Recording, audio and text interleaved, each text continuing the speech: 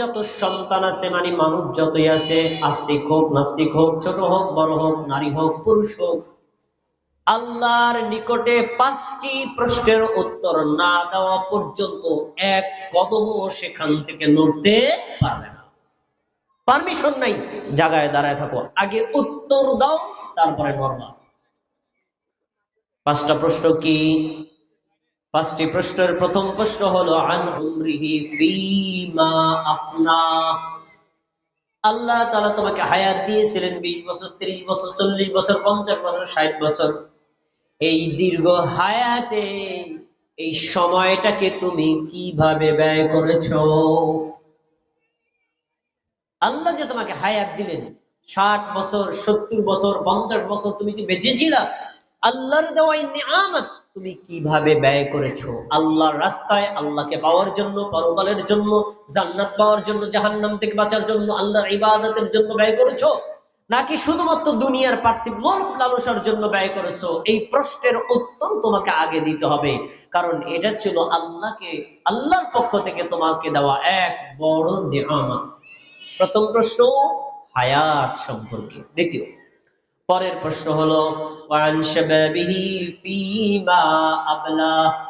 জিজ্ঞেস করা হবে, আল্লাহ তাআলা তোমাকে যৌবন দিয়েছিলেন, হে যুবতী তোমাকে যৌবন দিয়েছিলেন, হে যুবক তোমাকে যৌবন দিয়েছি। যৌবনের সময়টা ছিল শক্তিশালী, সুঠাম দেহ, যে কোনো কাজ তুমি করতে পারতা, আল্লাহর ইবাদত করতে পারতা, অন্যায় কাজে লিপ্ত হতে পারতা। তুমি এই সময়টাকে কিভাবে ব্যয় করেছো? 2 নম্বর প্রশ্ন যৌবন সম্পর্কে। কয়টা প্রশ্ন গেল? 3 নম্বর প্রশ্ন হলো আল্লাহ তাআলা তোমাকে সম্পদ দিয়েছিলেন, এই সম্পদ নাম মিন আইনা ইকতাসাবাহু, কিভাবে তুমি আয় করেছিলা? তোমার সম্পদ কি হারাম নাকি হালাল? জুলুম করে অর্জন করেছো নাকি আল্লাহর দেওয়া সিস্টেমে অর্জন করেছো? তুমি নিজে উপার্জন করেছো নাকি সুদ নাকি ঘুষ নাকি অন্যায়ের মাধ্যমে উপার্জন করেছো? কিভাবে করেছো? জবাব দাও। প্রথমে উপার্জন, এরপরে এটার ব্যাপারে আবার পাল্টা প্রশ্ন কি? অফিমা আনফাকা, সম্পদ যে তুমি অর্জন করলা, ধরে নিলাম হালাল উপায়ে, এই হালাল উপায়ে সম্পদটা তুমি কিভাবে ব্যয় করেছো? তাহলে সম্পদ হালাল ভাবে উপার্জন করা একটি ইবাদত, এবং এটা আবার সঠিক পথে ব্যয় করা এটা আলাদা একটা ইবাদত। তাহলে সম্পদ সম্পর্কে প্রশ্ন হলো কয়টা? 2টা। জীবন সম্পর্কে একটা, যৌবন সম্পর্কে একটা, সম্পদ সম্পর্কে প্রশ্ন হলো কয়টা? 2টা। তাহলে সম্পদ কত গুরুত্বপূর্ণ বিষয়, আমরা এটাকে মূল্যায়ন করি না। পরের হাদিস দেখেন, হাদিসের পরের অংশ দেখেন, ওয়ামাযা আমিলা ফীমা আলিমা। হে যুবক, হে যুবক, হে নারী, হে পুরুষ, হে মুসলিম তুমি শোনো, হে মুমিন তুমি শোনো, তুমি যা জানতা ধর্মীয় বিষয়, আল্লাহর বিধান, তাওহীদ সম্পর্কে, সুন্নাত সম্পর্কে, বিদআত সম্পর্কে, নিফাক সম্পর্কে, কুফর সম্পর্কে, ঈমান সম্পর্কে, ইসলাম সম্পর্কে যতটুকু জানছো, মানছো কতটুকু? জানার পরে আমল কতটুকু করছো? এই জবাব তুমি আগে দাও। কয়টা প্রশ্ন গেল? 5টা প্রশ্ন। একটু আমার খেয়াল করে শুনুন। প্রথম প্রশ্ন হায়াত, জীবন সম্পর্কে। দ্বিতীয় প্রশ্ন যৌবন সম্পর্কে। তৃতীয় প্রশ্ন সম্পদের উপার্জন সম্পর্কে। চতুর্থ প্রশ্ন সম্পদের ব্যয় সম্পর্কে। পঞ্চম প্রশ্ন তুমি যা জানতা আমল করছো কতটুকু? 5টি প্রশ্নের উত্তর না দিয়া কোন নারী, কোন পুরুষ, কোন যুবক, কোন যুবতী, কোন কালো মানুষ, কোন সাদা মানুষ, কোন আলেম, কোন সাধারণ মানুষ, কেউ আল্লাহর সামনে থেকে 1 চুল পরিমাণ সরার পারমিশন পাবে না। আপনাদের কাছে একটা প্রশ্ন, সময় তো কম, বোঝানোর জন্য সময় কম পাওয়া যাবে। আচ্ছা ভাই, জীবনের মধ্যে যৌবন আছে না নাই?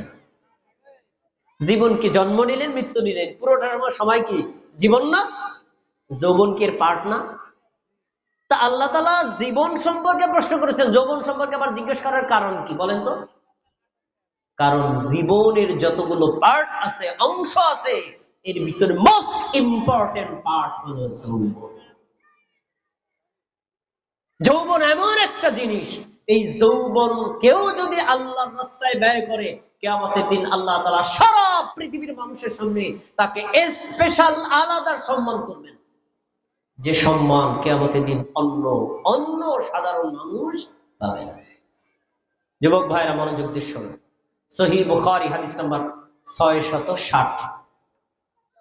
عن ابي هريره رضي الله تعالى عنه انه قال আবু হুরায়রা রাদিয়াল্লাহু তাআলা আনহু বলেন, قال رسول الله صلى الله عليه وسلم, আল্লাহর রাসূল সাল্লাল্লাহু আলাইহি ওয়াসাল্লাম বলেছেন, সাবআতু ইউযিল্লুহুমুল্লাহু ইয়াওমা ইয়াওমা লা যিল্লা ইল্লা যিল্লুহ, কিয়ামতের দিন আল্লাহ রাব্বুল আলামিন তার নিজের ছায়ায় 7 শ্রেণীর মানুষকে আশ্রয় দিবেন। সুবহানাল্লাহ। কয় শ্রেণীর মানুষকে আশ্রয় দিবেন? কথা বলেন, কয় শ্রেণীর? 7 শ্রেণীর মানুষকে আল্লাহর ছায়ায় স্থান দিবেন। হাদিসের উপর সম্পর্ক প্রশ্ন আপনাদের কাছে, আল্লাহর ছায়ায় স্থান যেহেতু পাবেন, তাহলে আল্লাহর কি আকার আছে না নাই? যে বস্তুর আকার আছে সেটারই ছায়া আছে, যার আকার নাই তার কোনো ছায়াও নাই। হাদিসের শব্দ, কিয়ামতের দিন আল্লাহর ছায়ায় থাকবে, মানে কি আল্লাহর আকার আছে। এখন আকারটা কি আপনার আমার মতো? নাউযুবিল্লাহ। পৃথিবীতে আল্লাহ তাআলা এমন কোনো কিছুই সৃষ্টি করেন নাই যা আল্লাহর সাথে তুলনীয় হতে পারে। আল্লাহর তুলনা শুধুই আল্লাহ। আল্লাহর আকার আল্লাহর মতোই, পৃথিবীর কারোর সাথে তুলনা করা যাবে না।